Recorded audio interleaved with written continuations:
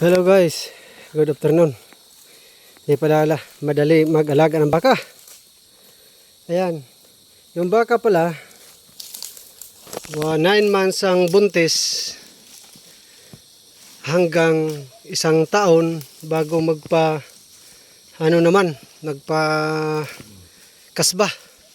Ano ba yung sa Tagalog? Ang hirap kasi. Before 1 year can making 6 for pregnant again. Oh, English pa yun, no? That's the, it's not easy to, di madali. Kaya nga ako nag-i-English kasi di ako mas marunong sa Tagalog. Nahihirapan ako. Okay lang yung mahirapan ako sa English, at least English. Pi katersokol na hada hida Halium, pi katersokol.